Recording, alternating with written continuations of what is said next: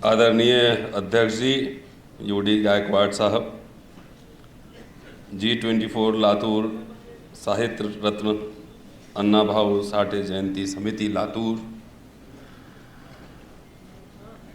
मुझे ये कहा गया है कि अन्ना भाऊ साठे की जयंती का ये समापन समारोह है, तो सबसे पहले आप सभी को बधाई और शुक्रिया। सम्मानित मंच, अब्दुल रहमान साहब हैं, आप सभी हैं, आप सभी को जय भीम, जय फुले। मैं पहली बार लातूर में आया हूँ और सुना था कि यहाँ पानी की किल्लत है, लेकिन देख के लग रहा है कि हाँ पानी की किल्लत जरूर होगी, लेकिन विचारों और विचारकों की किल्लत नहीं। तो इसलिए आप सभी का शुक्रिया। थोड़ा बहुत जो मैंने पढ़ा है वही आपके सामने रखूँगा। मुझे जो टॉपिक दिया गया है separation of state and OBC की दिशा और दशा विज़ पॉलिटिक्स एंड संघीयाइजेशन, तो मैं इस पे बहुत ज़्यादा क्या बोलूँगा जो डॉक्टर अंबेडकर पहले कह चुके हैं, लिख चुके हैं। मैं कुछ भाषण के अंश उनके मैंने निकाले थे, उसको बोलूँगा और आपके इर्द गिर्द आसपास जो कुछ भी चल रहा है उसको देखकर आप समझ सकते हैं कि पिछले 100 साल में हमने क्या खोया है, क्या पाया है, क्या प्रगति हुई है। लेकिन ये बात ज़रूर है कि पिछले 10 वर्षों में social media, Twitter, Facebook, Instagram, YouTube, social media की वजह से भारत की दूरी नज़दीक हुई है और जो डिफरेंट सोशल ग्रुप्स हैं उनके बीच जो गैप था वो भी गैप थोड़ा कम हुआ है, ये आप देखेंगे। इसलिए कई ठाकरे साहब बहुत विस्तार से आपको बता गए हैं, उस पर अभी मैं नहीं जा रहा, लेकिन आप देखेंगे कि इतनी तानाशाही वाली सरकार एक तरह थी, बगैर घोषणा के भी आपातकाल कैसे लागू किया जा सकता है ये हमने देखा है। बावजूद इसके कई आंदोलन आप लोगों ने सफल कराया है और इसका कारण है कि वो सोशल मीडिया की वजह से हमारे आपके बीच गैप कम हुआ है, रीजन्स का भी, दिलों का भी, सामाजिक समूहों का है। तो अभी 2-3 दिन पहले हमारे एक मित्र हैं अनिल जैन साहब, वो बीपी मंडल के काफ़ी नज़दीक थे, डॉक्टर हैं, और हम दोनों ने मिलकर एक अरुंधति रॉय की किताब ट्रांसलेट की है, the doctor and the saint. एक था डॉक्टर, एक था संत, हिंदी में। तो एक कहानी मुझे सुना रहे थे और वही कहानी मैं आपको सुनाता हूँ, छोटी सी है, कि जब मंडल कमीशन का रिकमेंडेशन जाना था तो बीपी मंडल साहब पूरे भारत में दौरा कर रहे थे और इसी दरमियान वो रेवाड़ी गए हरियाणा में, और जब लौट कर आए तो अनिल जैन साहब तो जाते थे, पहले तो बहुत हंसी में खाना वाना भी खिलाते थे, ये ऐसा संस्मरण कह रहे थे। लेकिन उस दिन मंडल साहब चुपचाप अंदर चले गए, उन्होंने बात नहीं की। तो जब थोड़ी देर बाद उनको बुलवाया गया तो उन्होंने पूछा, जय हिंद साहब हरियाणा के रहने वाले हैं, अनिल जय हिंद यादव, उन्होंने पूछा कि तुम्हारे लोग ठेठ बिहारी टर्म बुर्बक हैं क्या, बेवकूफ़ हैं क्या, तुम्हारे लोग बेवकूफ़ हैं क्या? तो उन्होंने पूछा क्यों? तो बोला मैं ओबीसी का लिस्ट बनाने गया था, सर्वे करने, और मेरे गाड़ी के सामने लोग सो गए कि मुझे पिछड़े वर्ग में नहीं डालो, मैं पिछड़ा नहीं हूं। और ये मतलब 80 के दशक की बात कह रहा हूं, 70 के दशक की बात कह रहा हूं। यह अंबेडकर साहब के ज़माने में, बाबा साहब के ज़माने में और था, जब कास्ट सेंसस 31 में हो रहा था, और आप जानते हैं कि उस समय अंबेडकर एक आइकन बन चुके थे। तो बहुत सारी पिछड़ी जातियां बार वो आंदोलन कर रही थी कि मैं पिछड़ा नहीं हूं, मुझे पिछड़ा नहीं, मैं क्षत्रिय हूं। तो एक तरह से क्षत्रियाइजेशन जो है ओबीसी कम्युनिटी का बहुत पहले से है, और आज भी वो कहीं ना कहीं कि मैं तो क्षत्रिय हूं, भले उसको कोई माने या ना माने। हमारे मानने से ना मानने से क्या फर्क पड़ता है। तो मंडल कमीशन में आपको राइट्स मिल रहे थे, लेकिन आप कह रहे हैं कि हम पिछड़ा नहीं है। लेकिन धीरे धीरे चेतना बढ़ी है, तो अब सब लोग पिछड़ा वर्ग में जाने के लिए आंदोलन कर रहे हैं। महाराष्ट्र में भी हो रहा है, महाराष्ट्र में भी हो रहा है कि मुझे भी ओबीसी में शामिल करो, महाराष्ट्र में भी हो रहा है। तो ये खेल देखिए। दूसरी बात है कि शरद यादव के साथ, जब शरद यादव बीजेपी से हट गए, मतलब एनडीए से हट गए 16 में, तो मैं उनके पास गया, क्योंकि मेरा रिश्ता ये दक्षिणपंथी राजनीति से कहीं नहीं। मैं उसके खिलाफ लिखता हूँ, खिलाफ बोलता हूँ, और दबा के लिखता हूँ, दबा के बोलता हूँ। तो जब हट गए तो उनके साथ मैंने काम किया अंतिम दिनों तक। तो उन्होंने कास्ट सिस्टम को बड़ा अच्छा से समझाते 3 शब्द में, कि पिछड़ों की हालत यह है कि ऊपर चाटो और नीचे काटो। शरद यादव के शब्द है, मेरे नहीं है। और इसका विस्तार से विश्लेषण डॉक्टर अंबेडकर ने 1947 में किया था, जब मराठा समुदाय के लोगों ने, उनकी एक पत्रिका निकलनी थी, उन्होंने बधाई संदेश देने के लिए कहा था कि आप मुझे बधाई दीजिए, एक संदेश भेजिए। तो डॉक्टर अंबेडकर ने उनको भेजा था, वो बहुत दिलचस्प है, उसमें से कुछ अंश मैं आपको पढ़ाऊंगा। और ये विश्लेषण कर, मैं इतिहास का छात्र हूँ, मैं भक्त नहीं हूँ, जो पढ़ता हूँ उसको अपने आसपास अपने क्या घटनाक्रम हो रहा है उससे विश्लेषण करके मैं देखता हूँ कि क्या कितना आगे बढ़ा, कितना पीछे गया। यही इतिहास का काम होता है। इतिहास भक्ति नहीं सिखलाता है। बाबा साहब बार बार कहते थे कि मेरी पूजा मत करो, मेरी भक्ति मत करो, कि भक्ति धर्म में तो मुक्ति का मार्ग हो सकता है, लेकिन राजनीति में तानाशाही की ओर ले जाने वाला मार्ग है। ये बाबा साहब के शब्द हैं। लेकिन विडंबना देखिए कि बाबा साहब के नाम पर ही बाबा साहब के लोग उनके भक्त बन गए और बाबा साहब को देवता बना रहे हैं। ये अंबेडकर के विचारों की हत्या है। अंबेडकर को अगर देवता बना रहे हैं तो इसका मतलब आप अंबेडकराइट नहीं है, आप किसी न किसी के एजेंट हैं। ये मेरी समझ है। चलिए देखिए, जो आपने सब्जेक्ट दिया है कि भाई हर जगह अब हिंदू होने का, पूरा हिंदुआइजेशन का पूरा प्रोसेस चल रहा है, पिछड़े वर्ग में भी संघीयाइजेशन भी हो रहा है। मेरी अगली किताब जो आ रही है, धर्मांतरण, अंबेडकर का धर्मद्रोह, उनके भाषणों का कलेक्शन है।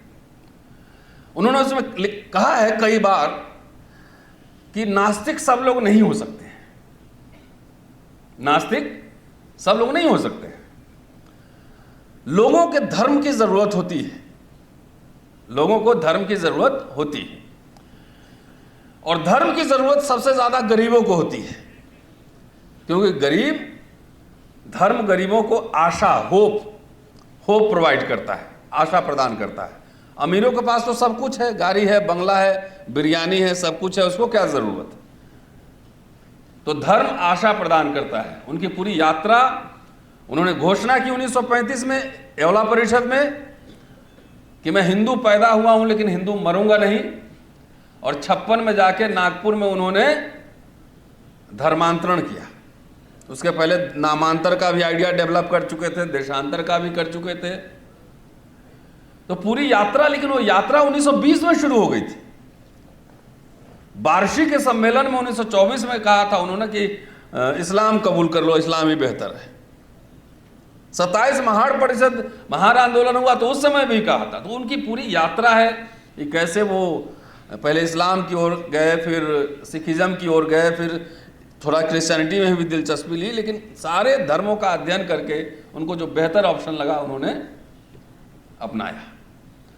सवाल मैं यहाँ उठाता हूँ कि पिछड़े वर्ग को उसका हिंदूकरण हो रहा है या संघीकरण हो रहा है, दिशा भटक गया है, ये कहने से पहले हमें थोड़ा एनालिसिस भी करना चाहिए कि क्या विचार के स्तर पर, संस्कृति के स्तर पर, विचारधारा के स्तर पर जो परंपरा कबीर, ज्योतिबा फुले, पेरियार, अंबेडकर साहब ने शुरू की, क्या हम लोग उस पर उतनी ही गहनता से काम कर पाए?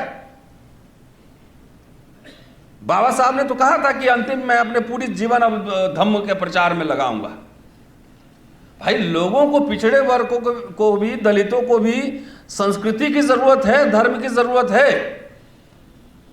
तो जो उन्होंने विकल्प सुझाए थे, क्या बौद्ध मठों में बैठे जो मॉन्क होते हैं वो क्या जाके घर घर में विचारधारा का, संस्कृति का प्रचार करते हैं? देखा आपने कहीं? नहीं। जिनको जो काम करना चाहिए था वो काम हमने नहीं किया है। ईमानदारी से इसको स्वीकार कर लेना चाहिए, तब रास्ते निकलेंगे। जितने बौद्ध अवशेष हैं, मठ हैं, टेम्पल हैं, उस पर कब्जा कर लिया गया है। कोई आंदोलन आपने देखा है कि उसको छुड़ाया जाए? पंढरपुर अंबेडकर साहब का भाषण है, महाराष्ट्र पूरा 100% बौद्ध धर्मीय था, ये उनका भाषण है। जहां आप खोदिए आपको बुद्ध ही मिलेंगे। तो जब हम लोगों के बीच विचारधारा को, वैकल्पिक धर्म को, संस्कृति को नहीं ले जाएंगे तो कहीं ना कहीं तो लोग जाएगा ही ना। तो इसीलिए वो जाता है, कांवर लेके जाता है। तो ये हमारे सामने ये चुनौती है। मैं मान लीजिए नास्तिक हूं, सब लोग नहीं हो सकते। नास्तिक होने के लिए बहुत बहादुर बनना पड़ता है, सब लोग नहीं हो सकता है नास्तिक। लेकिन ये विचारधारा हम लोग जो पढ़ते हैं, समझते हैं, शनिवार रविवार कहीं ना कहीं जाके लोग बोलते रहते हैं, कम से कम इसको फैलाइए। कुछ नहीं तो अपने घर से पहले आडंबर, पाखंड, कर्मकांड बाहर निकालिए। पहला काम ये कीजिए, पहला काम ये कीजिए। जब उसको निकालेंगे तब उसके अंदर ज्ञान विज्ञान का प्रवेश होगा, ज्ञान विज्ञान का प्रवेश होगा। अभी रहमान भाई से मैं कह रहा था, महाराष्ट्र में मैं ज्यादा रहता हूं, महाराष्ट्र में ज्यादा कार्यक्रम में रहता हूं, कि बाबा साहब ने जितनी संस्थाएं महाराष्ट्र में बनाई है ना, पीपल्स एजुकेशन सोसाइटी बनाया, महाबोधि सोसाइटी बनाया, भूषण प्रिंटिंग प्रेस बनाया, स्कूल कॉलेज सब खोले। क्या यहां के लोग उसको उसी हिसाब से रिटेन कर पाए, उसका विस्तार कर पाए? आरएसएस 1925 में बनता है, समता सैनिक दल 1927 में बनता है। आरएसएस का पूरा कब्जा है देश हुकूमत संस्थाओं पे, और हमारा दल क्या हुआ? खंड खंड में बट गया। बुद्धिस्ट सोसाइटी ऑफ इंडिया भी खंड खंड में बट गया। समता सैनिक दल भी खंड का। इसके लिए जिम्मेदार कौन? मैं हूं? नो। हमें आने वाली पीढ़ियों से, रहमान साहब आईपीएस से उन्होंने वीआरएस ले लिया, लेकिन उनको पता है ब्यूरोक्रेसी में कितने कष्ट होते हैं। हम तो दिल्ली में रहते हैं, हमारे कई दोस्त स्टूडेंट सब बड़े बड़े पोजीशंस पे हैं। कैसे काम करता है ब्यूरोक्रेसी वो हम जानते हैं, कितने दबाव में लोग काम करते हैं ये भी जानते हैं। क्या वो बौद्धिक परंपरा, अंबेडकर के आदर्श क्या थे? बुद्ध, कबीर, फूले, यही आदर्श थे उनके ना। उस बौद्धिक परंपरा को आगे बढ़ाने के लिए हमने कॉमरेड्स तैयार किए, अपने बच्चों को हिस्टोरियन, विचारक, पॉलिटिकल साइंटिस्ट बनाया, क्रूसेडर बनाया? नहीं बनाया। सबको सरकारी नौकरी तुरंत चाहिए 22 साल में, तो विचारक कहां से आएंगे? क्योंकि ये लड़ाई विचारों की है, विचारधारा की लड़ाई। तो जो इन संस्थाएं बनाए थे, बाबा साहब ने बार बार कहा है कि शिक्षा जरूरी नहीं, उच्च शिक्षा जरूरी है। अगर वो कोलंबिया में नहीं पढ़ते, लंदन में नहीं पढ़ते, तो अगर बॉम्बे में रहते तो सूबेदार बने रहते, और क्या बनते। विश्वविद्यालय क्यों है? हार्वर्ड, कैम्ब्रिज, ऑक्सफोर्ड क्यों बना है? कुछ मायने तो होंगे उसके ना, सिर्फ डिग्री थोड़ी, उसके लिए थोड़ी है। दुनिया के सबसे बड़ी राजनीति विश्वविद्यालयों से शुरू होती है, वैचारिक क्रांति विश्वविद्यालयों से शुरू होती है। इसलिए उसका नाम यूनिवर्सिटी है, इसलिए उसका नाम विश्वविद्यालय है, कि विश्व की तमाम तरह की विचारधाराएं वहां आती हैं, जाती हैं, वहां निर्माण होता है, बौद्धिकता का निर्माण होता है। तो ये हमारी कमियां हैं। इसलिए सिर्फ ब्लेम करना कि कांवर लेके जा रहा है और ये कर रहा है, हमने उस पर काम नहीं किया। और 80 के बाद तो हमारे यहाँ झूठ बोलने वाले बहुत संगठन है ना। दलित पिछड़ों के नाम पे झूठ फैलाने वाले बहुत संगठन पैदा हो गए, दिन भर हल्ला करता रहेगा कि ब्राह्मण को विदेश भेजेंगे, इसको अमेरिका भेजेंगे, इसको यूरोसिया भेजेंगे। ये झूठ है। दिन भर सिर्फ गाली देने से आप मुकाबला कर पाएंगे? आप हर समय वर्ग शत्रु तलाशते हैं, वर्ग मित्र भी तो होंगे ना। बाबा साहब के साथ जो काम करने वाले लोग थे उसमें सिर्फ अस्पृश्य समाज के थोड़े ही थे, उसमें ब्राह्मण भी थे, सवर्ण भी थे। वो तो रिकॉर्डेड है। उनके कॉलेज चलाने वाले कौन लोग थे, रजिस्ट्रार कौन थे? उनको इमारत फंड के लिए 1,75,000 के आसपास चंदा दिया था, तो 1,11,000 उसमें से उनके सवर्ण मित्रों ने भी दिया था।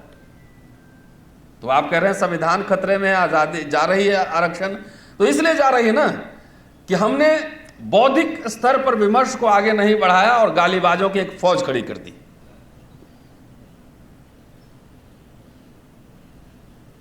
ठीक कह रहा हूं? बौद्धिक स्तर पे हमने नहीं बढ़ाया इस लड़ाई को। अंबेडकर क्या तोप लेकर गाली देते थे? वो कभी मेमोरेंडम लिखते थे, वायसराय जाके हेलो करते थे, बातचीत करते थे, अधिकार मांगते थे, जवाहरलाल नेहरू से भी मिलते थे, कॉन्स्टिट्यूंट असेंबली में क्यों गए, डिबेट करते थे पार्लियामेंट में। हमारे लोगों को देखते हो आजकल 2-2 घंटा भाषण करेगा, एक ढंग का किताब नहीं लिखा होगा, एक रिसर्च बुक नहीं लिखा होगा। हमें अपने घरों से इतिहासकार, पॉलिटिकल साइंटिस्ट निकालने पड़ेंगे जो वैचारिकता पे उसको चुनौती दे पाए। सरकार के निशाने पे कोई पॉलिटिशियन थोड़ी होता है, वो तो ज्यादा निशाने पे होता है टकले साहब लोग, हमारे जैसे लोग, ऐसे लोग होते हैं ना, क्योंकि हम विचार की बात करते हैं। इलेक्शन लड़ना, टिकट लेना और देना, ये सब तो छोटी मोटी बात है, चलता रहता है उस। तो हमने उस स्तर पे काम नहीं किया, इसीलिए अध्यक्ष जी तो चले गए, कहीं गए हैं इधर उधर, कि अगर ठीक करना है तो हमको वैचारिक स्तर पर जितने बुद्धिस्ट लोग हैं, खास तौर से जो मॉन्क्स हमारे हैं, बौद्ध भिक्षु, वो भी मैं कई जगह जाके देखता हूँ, वो भी पाखंडवाद में पांव छुपाते हैं, दक्षिणा दिलवाते हैं, कई जगह मैंने देखा है। सही कह रहा हूं, गलत कह रहा हूं? बाबा साहब ने नव्याना शुरू की थी ना, तो जब तक वैचारिक स्तर पर जो भी काउंटर लोग कर रहा है वो मिडिल क्लास के लोग काउंटर कर रहे हैं। ऐसा नहीं कि आपने संसाधन नहीं दिए, संसाधन आपने दिए, पैसा लोग दिया, चंदा देता है, तो संसाधन से 10-20 पीएचडी तो होना चाहिए था हार्वर्ड से, कैम्ब्रिज से। ये खाली भाषण देने के लिए संसाधन चाहिए, और सब दिन भर गाली देते रहो तो आपके पास आएगा कौन? बोला कि एक काम करो, सबको साइड ही छोड़ दो, राजा ही बनने दो, पहले राजा बन लेना, तब ले लेना अधिकार। तब तक अधिकार क्यों चाहिए? सब वापस लाओ इधर। छीन लिया, सब छीन लिया धीरे धीरे। सारे प्राइवेटाइजेशन हो गए ना, आधा हुए कि नहीं? इसमें से जितने रिटायर्ड साथी बैठे होंगे उनसे पूछिए कि आपके बेटा बेटी को नौकरी सबको मिल गया है, जरा पूछिएगा। आधे लोग को नहीं मिला होगा। पहले 100 नौकरी थी, अब 40 कर दिया। ले लो, जाओ, अधिकार, राजा बन लेना, तब अधिकार लेना फिर। तो ये सब किस्तों में डॉक्टर अंबेडकर, देखिए 1932 की एक घटना मैं बता रहा हूं। जब कास्ट सेंसस चल रहा था और जब कम्युनल अवार्ड आ गया, तो पिछड़े समुदाय के लोग डॉक्टर अंबेडकर और तमाम ऐसे लोगों को बोले कि हम लोग भी शामिल होंगे उसमें, सेपरेट इलेक्टोरेट में, अनटचेबल्स वाले कैटेगरी में, डिप्रेस क्लासेस में। तो इधर के लोगों ने कहा कि नहीं भाई, ये तो अस्पृश्यों के लिए आया है, आप अपने लिए अलग मांगिए, हम लोग आपका समर्थन करेंगे, सपोर्ट करेंगे। रिकॉर्डेड है, वॉल्यूम 10 हिंदी वाले में जाके देखिए, पेज नंबर भी बता दूंगा, कि आप अलग अपना मांगिए पृथक निर्वाचन क्षेत्र, हम आपका सपोर्ट करेंगे। पिछड़े वर्ग के लोग नहीं माने। और डॉक्टर अंबेडकर लिखते हैं कि ब्राह्मण से भी ज्यादा चढ़ के पिछड़े वर्ग के लोग ने हमारा विरोध किया पृथक निर्वाचन क्षेत्र का। तब भी डॉक्टर अंबेडकर को जब मौका मिला, चाहे आप साइमन कमीशन के रिपोर्ट्स उठा के देख लें, चाहे राउंड टेबल कॉन्फ्रेंस के रिपोर्ट्स उठाकर देख लें, चाहे संविधान बनाने का जब मौका मिला वो देख लें, चाहे रेजिग्नेशन उन्होंने दिया जब नेहरू कैबिनेट से वो देख लें, हर जगह उन्होंने पिछड़े वर्ग की आवाज उठाई। पिछड़े वर्ग की जाके साइमन कमीशन का रिपोर्ट पढ़िए। रेजिग्नेशन उन्होंने दिया तो 4 कारणों में से एक कारण यह भी था कि अब पिछड़ा वर्ग आयोग नहीं बन रहा है, यह भी एक कारण था। क्योंकि वो मानते थे ना कि उनको पढ़ाने वाले भी तो गायकवाड़ थे, बड़ौदा के स्पॉन्सर करने वाले। और साहू जी महाराज, मनगांव की सभा आपने पढ़ी होगी, मैं आपको क्या बताऊंगा कि मनगांव की सभा में जो उन्होंने बात कही थी, 2-4 लाइन में बता देता हूं। साहू जी महाराज कह रहे हैं कि आज मेरे प्रिय मित्र अंबेडकर ने इस सभा का अध्यक्ष पद स्वीकार किया है। उनके भाषण का लाभ मुझे मिले इसलिए शिकार से लौटकर तत्काल यहां आया हूं। मिस्टर अंबेडकर, ये 1920 का है। मिस्टर अंबेडकर सभी पिछड़ी जातियों की चिंता करते हैं, इसके लिए मैं उनका हृदय से अभिनंदन करता हूं। आगे लिखते हैं, अंतिम एक लाइन बताता हूं कि मेरे राज्य के बहिष्कृत प्रजाजनों, आपने अपना सच्चा नेता खोज लिया, इसके लिए मैं आपका हृदय से अभिनंदन करता हूं। मेरा विश्वास है कि अंबेडकर आपका कल्याण करेंगे। इतना ही नहीं, एक समय ऐसा आएगा कि वे सारे भारत के नेता बनेंगे, ऐसी मेरी मनोभावना कहती है। सारे भारत के नेता बनेंगे। जब गायकवाड़ गोल में सम्मेलन में मिले तो गायकवाड़ गले मिल के रो पड़े। वो तो वहां से चले आए थे बड़ौदा से लौट के, अब पैसा भी नहीं दिया, बोला कि हम गायकवाड़ से लड़ लेंगे। जब उनके प्रधानमंत्री ने चिट्ठी लिखा था, गायकवाड़ साहब ने कभी पैसा नहीं मांगा, एक एग्रीमेंट था कि आप आके हमारे यहाँ नौकरी करेंगे। तो कुछ बातें देखिए, भारत पूरा जो है दुनिया का सबसे बड़ा सोशियोलॉजिकल लैब है, जाति के अंदर जाति है। बाबा साहब के जमाने में भी महार मांग मातंग वो लड़ाई उस समय भी थी कि वो टेंशन उस समय भी था, और बार बार बाबा साहब को स्पष्टीकरण देना होता था कि ये सिर्फ महारों के लिए नहीं है, ये सबके लिए है। और महार ज्यादा लड़ाई करते हैं तो उनको ज्यादा नुकसान भी उठाना पड़ता है। जब इंटरव्यू में जाते थे तो कहते थे कि कितने तालाब गंदा किए, इसको बाहर करो पहले। तो वो लड़ाई उस समय भी थी। लेकिन मैं ये कह रहा हूं कि भारत का अगर बोल रहे हैं कि एक जाति का ये कैरेक्टरिस्टिक्स है, पूरा ये विशेषता है, तो वो भी ठीक नहीं होगा। महाराष्ट्र से नीचे जाइए दक्षिण की तरफ, और महाराष्ट्र से उत्तर आइए हमारे तरफ, दोनों जगह के पिछड़ी जातियों की पॉलिटिक्स में और चेतना में अंतर है। उत्तर भारत में भक्ति परंपरा, संत परंपरा रही, तो बहुत सारा टेंशन उस तरह का नहीं रहा जैसे कि महाराष्ट्र में और इसके नीचे रहा। भक्ति परंपरा में अगर संत रविदास से ब्राह्मण हार भी गए तो कंधे पे काशी घुमाया भी काशी, कबीर वहीं हुए। इधर अगर आपको इतिहास देखना होगा तो 1500 साल पहले जाना पड़ेगा।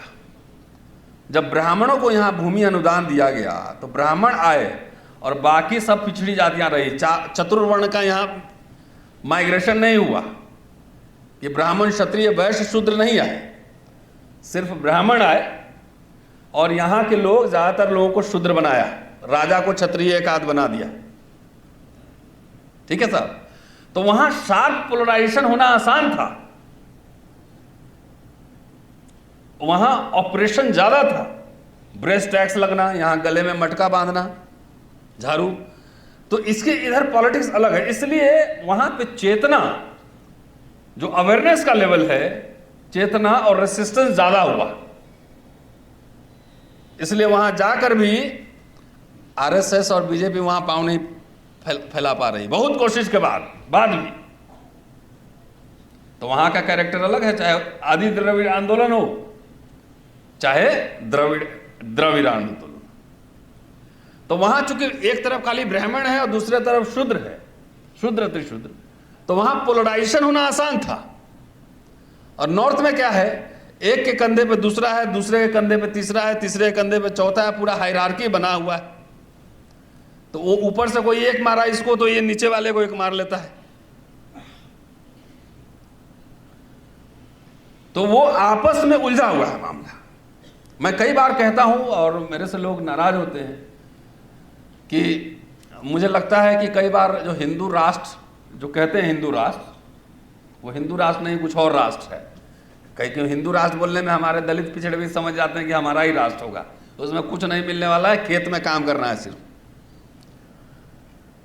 तो मैं कई बार कहता हूं कि ये दलित और पिछड़ों के कंधों पर चढ़ के आएगा, खासतौर से महाराष्ट्र और महाराष्ट्र से उत्तर, और वो भी अंबेडकरवादियों और समाजवादियों के कंधे पर चढ़ के आएगा। रामविलास पासवान बड़े नेता थे, अल्टीमेटली गए कहाँ?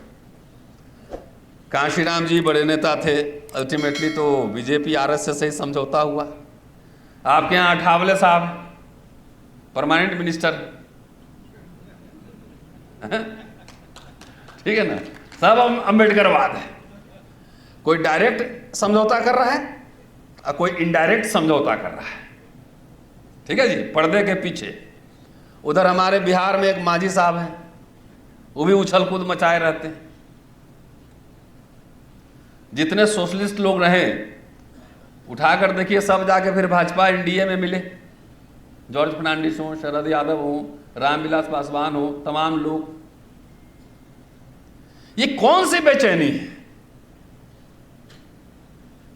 बीजेपी को पता है कि हमको लोगों को कैसे खरीदना है, मंत्री बना दो। हमारे लोग अभाव में स्वभाव बिगड़ता है, चलो कुछ नहीं, दिल्ली में बंगला तो मिलेगा। तो इसलिए बड़ा ही गंभीर परिस्थिति है और उसमें हमारी आपकी भूमिका बहुत महत्वपूर्ण हो जाती है। साहू जी महाराज को लेकर जो डॉक्टर, उस परंपरा को हम लोग शायद नहीं बढ़ा पाए। डॉक्टर अंबेडकर का ख्याल था कि शिवाजी से भी ज्यादा महत्व वो साहू जी महाराज को देते थे। और कोल्हापुर में 1939 का भाषण है, दलित प्रजा परिषद हुआ था और वहां का भाषण है। और उसमें दिलचस्प वो कह रहे हैं कि साहू जी महाराज ने कोल्हापुर में जनतंत्र की नींव डाली। लोग शिवाजी की जयंती मनाते हैं, लेकिन शिवाजी ब्राह्मण्य को नष्ट नहीं कर पाए, उल्टे उनको गंगा भट्ट ब्राह्मण को बुला के तिलक करवाना पड़ा। लेकिन साहू जी महाराज कोल्हापुर रियासत में पहले आरक्षण उन्होंने लागू किया, और इसके अलावा कहते हैं कि उन्होंने ब्राह्मणवाद को नेस्तनाबूद करने का सोचा, उससे शिवाजी से बढ़ के थे। भट्ट ब्राह्मणों का कहना था कि साहू जी को वेदोक्त का अधिकार नहीं, उसमें बाल गंगाधर तिलक का भी सपोर्ट था, लेकिन सबको धत्ता बताया, सबको अलग किया, सरेंडर नहीं किया साहू जी महाराज ने। तो क्यों ऐसा करते हैं कि वो, इसका कारण है कि वो कहते हैं कि साहू जी महाराज ने समाज में व्याप्त विषमता को नष्ट करने की कोशिश की और ब्राह्मण्य का किला ढा दिया। ये कोई छोटी बात नहीं है। मेरे सार्वजनिक जीवन की शुरुआत मनगांव की सभा से हुई थी, यहाँ बताना पड़ेगा मुझे। और उन्होंने 2500 रुपये दिए थे उनको, मूक नायक चलाने के लिए 2500 रुपये मेंशन किया है उन्होंने। तो ये देखिए कैसे, चाहे गायकवाड़ हों, साहू जी महाराज हों, 1951 के इलेक्शन में जाइए, कहते हैं कि सभी राजनीतिक दलों को फूले के प्रजातांत्रिक जो मूल्य है उनको अपनाना पड़ेगा इलेक्शन में। और नॉर्थ में जाइए तो फूले जिन समुदाय में पैदा हुए तो उन समुदाय को ही पता नहीं कि फूले कौन है। ये अभी की हालत मैं बता रहा हूं। वो कामगार शेतकारी कोई पार्टी बनी थी उस समय, बोले फूले का तो सबसे ज्यादा समर्थक मैं हूं, उनके लोग ही उनको बुला रहे हैं। तो लब्बो लुआब ये है। मुझे लगता है टाइम हो रहा है। हाँ, एक दो भाषण और मैं कोट करना चाहता हूं। 1944 महाराष्ट्र में थे, पेरियार से उनकी मुलाकात हुई थी और वहां मिलने के बाद उनका एक प्रोग्राम था, उन्होंने भाषण दिया। सबसे पहले रिजर्वेशन पिछड़े वर्ग को मिली थी, 1920 में शुरू हो गई थी मद्रास और बॉम्बे प्रोविंस में, और जस्टिस पार्टी बनी थी 1917 से लेकर 37 तक पावर में रही वहां पर जस्टिस पार्टी, जो अब डीएमके है, और 37 के चुनाव में हार गई।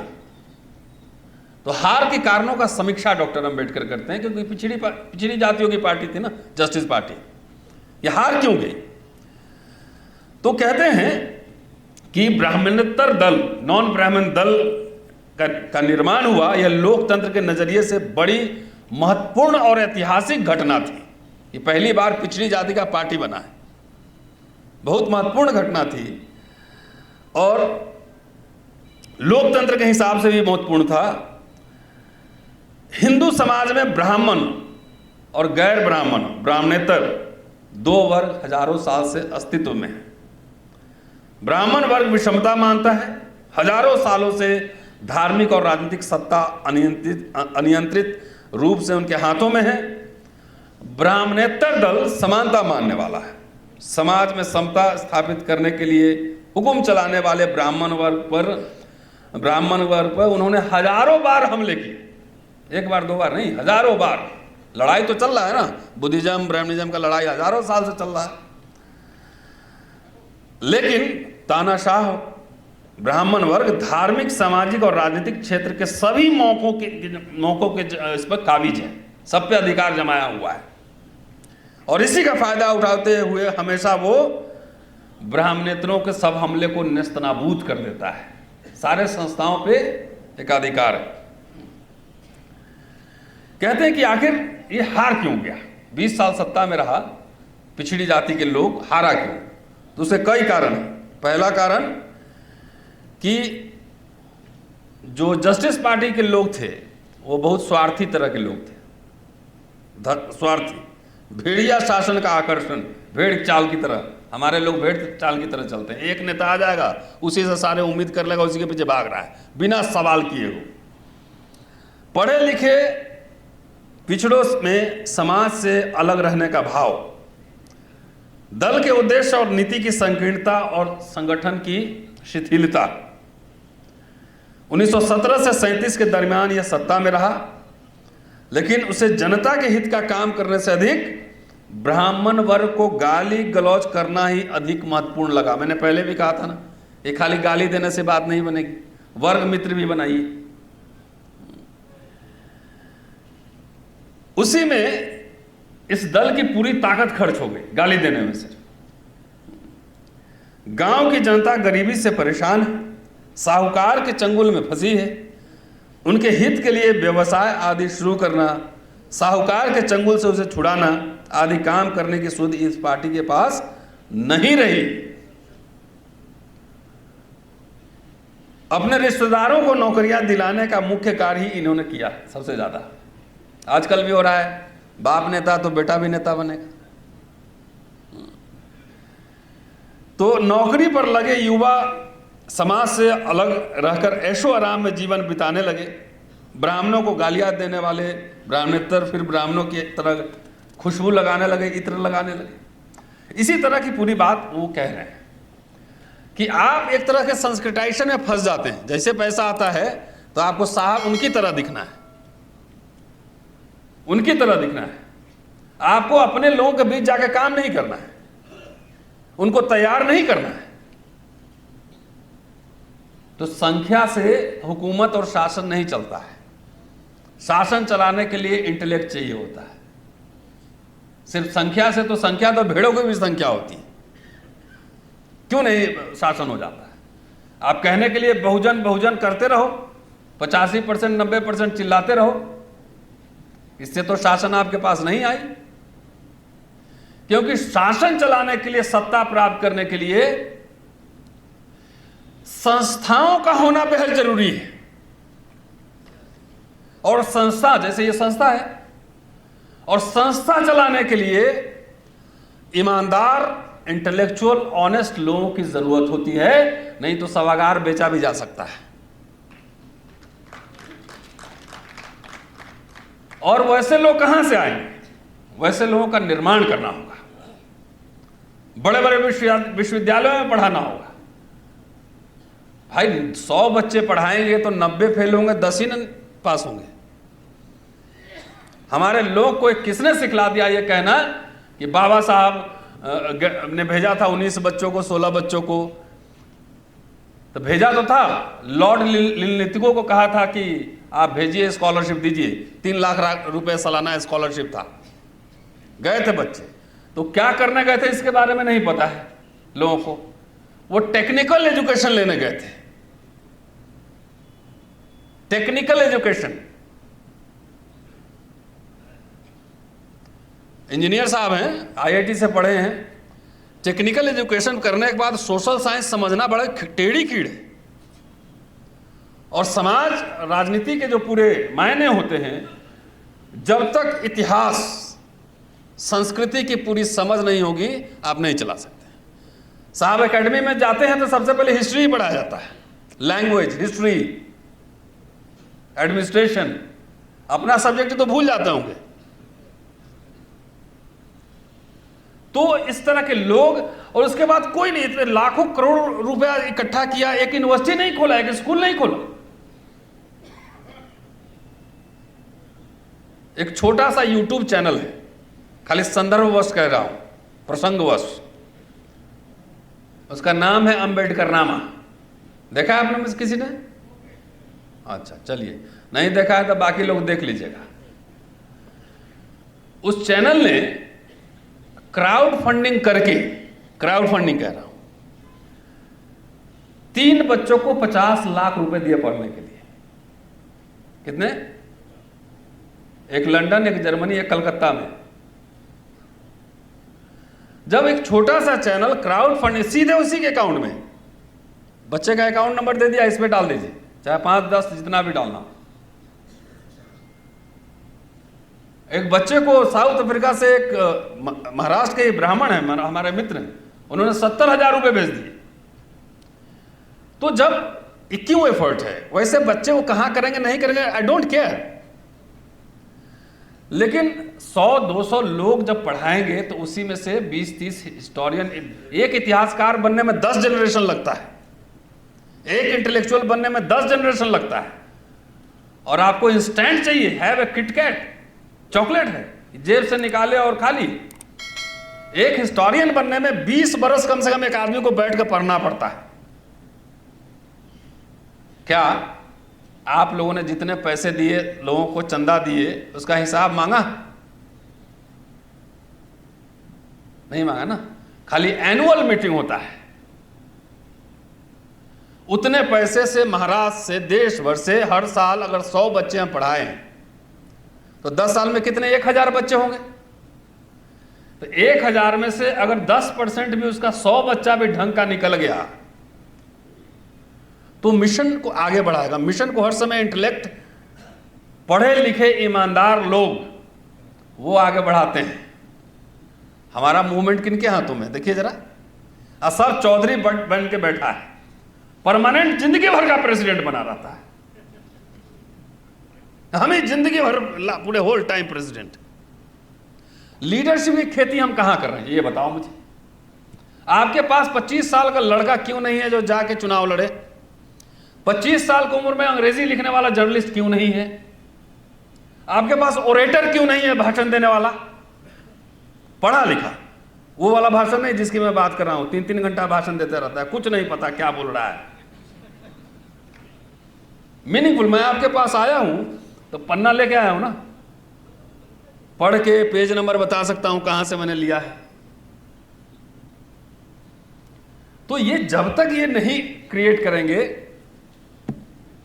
तब तक मुझे लगता है कि जिन लोगों के हाथ में हमारी लीडरशिप है, लीडरशिप का मतलब सिर्फ पॉलिटिकल लीडरशिप नहीं कह रहा हूं मैं, वो लीडरशिप बहुत ही मतलब घिसा पीटा आउटडेटेड माल है। 25 साल के लड़के तैयारी, जिसके पास एक विजन होगा ना, ये 35 सालों से करियर होगा, हमको चाहिए ड्रीम देखने वाले लोग, सपने देखने वाले लोग चाहिए। ऐसे नौजवान चाहिए कि जो ये सोचे, सपना देखे कि मैं 30 साल बाद भारत का प्रधानमंत्री बनूंगा, लेकिन उसके पहले 25 साल जाके पढ़ूंगा। हमारे पास ड्रीमर नहीं है, ड्रीम्स देखने वाले, छोटे छोटे ड्रीम्स देखते हैं। ये बाबू बन जाऊं तो ये बन जाऊं तो ये बन जाऊं। Large number of intellectuals we need. भीड़ से क्रांति नहीं जीती जाती है। एक कहानी बताता हूं, शिवाजी की कहानी है। वो जंगल में जा रहे थे, भूख लगी थी। एक बूढ़ी माता वो खाना बना रही थी, तो खाना उन्होंने मांगा, खाना खिलाया, तो चावल रखा, ऊपर से दाल डाला, तो दाल बार बार निकल जा रहा था चावल में से। तो माता जी ने कहा कि तुम एकदम शिवाजी की तरह हो। तो थोड़ा क्यूरियोसिटी हुआ, क्यों शिवाजी? शिवाजी से ही कह रही है, नहीं जानती थी कौन है। बोले इसलिए कि शिवाजी एक किला जीतता है ना, उसको पहले ठीक से कैप्चर नहीं करता, दूसरा जीतने चला जाता है। तुम चावल को ठीक से पहले बाउंड्री बनाओ, चारों तरफ, बीच में दाल डालो, तब दाल नहीं बहेगा। तो हम कंसोलिडेशन नहीं कर रहे एनर्जी का, इसलिए सिर्फ शिकायत नहीं करना है, सेफ्रनाइजेशन हो रहा है। हमने वैकल्पिक विचारधारा पर, जो का महाराष्ट्र में क्रांति की धरती है, अब कहां क्रांति हो रही है? जिसको बीजेपी ये टिकट दे दिया, बोला चलो भाई हो गया क्रांति, चलो बाबा साहब को उधर गेरुआ पहनाओ।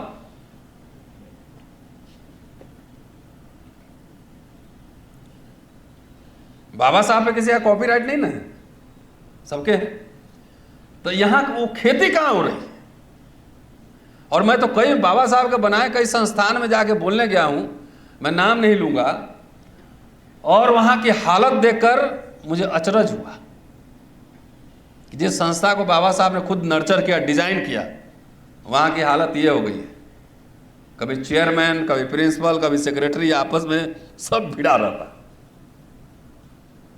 वो संस्था बनाए थे बाबा साहब, यहां से लार्ज स्केल में इंटेलेक्चुअल का प्रोडक्शन करेंगे। बाबू लोग चंदा दे सकते हैं, लंबी लड़ाई नहीं लड़ सकते हैं, ये समझिए। और भी आपका दिया हुआ चंदा सब माटी हो गया, कुछ नहीं हुआ, मिट्टी बन गया। इतना भाषण आपने करवाया, इतना गाली गलौज करवाया कि बाबा साहब जो दे के गए थे वो भी खत्म हो रहा है। और इसके लिए जिम्मेदार यही समाज है। गांधी अंबेडकर में जितनी लड़ाई थी उतनी किसी की रही हो? गांधी से जब अंबेडकर मिले थे पहली बार, तो उन्होंने कहा था कि mister Gandhi, I have no homeland, और कोई भी स्वाभिमानी दलित इस देश में गर्व नहीं कर सकता है। ये अंबेडकर के शब्द हैं गांधी को। इतनी लड़ाई थी। कभी आपने सुना है कि गांधी को अंबेडकर ने गाली दी? पढ़ा है कहीं?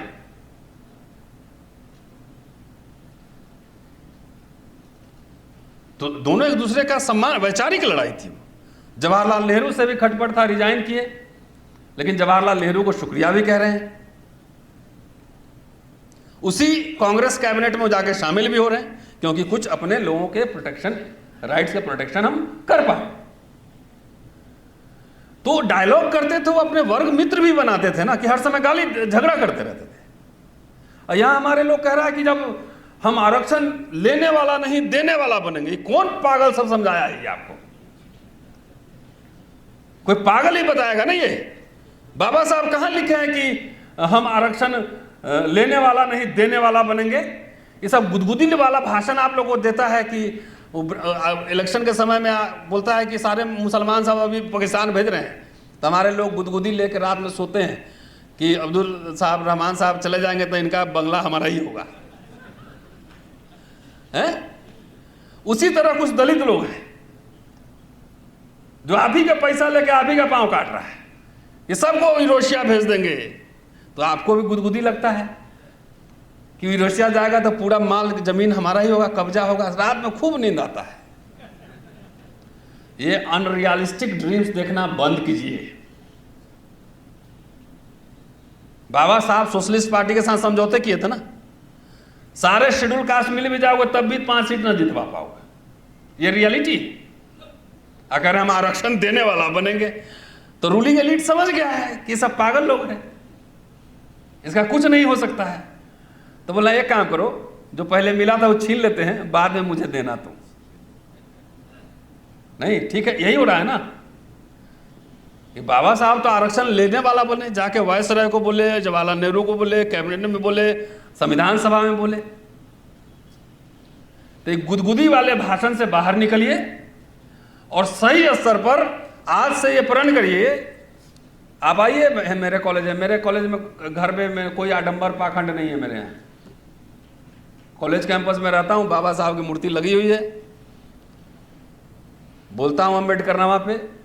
आज से जाइए, घर में जितना पाखंड आडंबर कर्मकांड है निकालिए और वहां पे कुछ किताब उताब रखिए, तब जाके वो बात बनेगी। अन्यथा सिर्फ गोल मोल। मैं तो बहुत कड़वा भाषण देता हूं, क्योंकि मैं अपने आप को बाबा साहब का बिगड़ा चला कहता हूं। और कड़वी दवा से ही बीमारी ठीक होता है, मीठा दवा से तो शुगर बढ़ जाता है। तो 40 साल में जो आप हमारे लोगों के भी दिमाग खराब कर दिया ना, उसको ठीक करने में निकला हूं। भाषण दे दे के गोलमोल जो दिमाग खराब कर दिया उसको ठीक करने में निकला हूं। रियल जमीन पर आओ, स्कूल कॉलेज यूनिवर्सिटी खत्म होते जा रही है, सब कुछ खत्म हो जाएगा। आपके बच्चे 10, 15, 20 साल में मजदूर बनने वाले हैं। ये रियलिटी है। तो हम आरक्षण देने वाला बनेंगे बोला कभी नहीं आएगा। ये अधिकार जो मिला उसको सुरक्षित रखिए, विचारक पैदा कीजिए, विचारों से क्रांति होती है। शुक्रिया, जय भीम।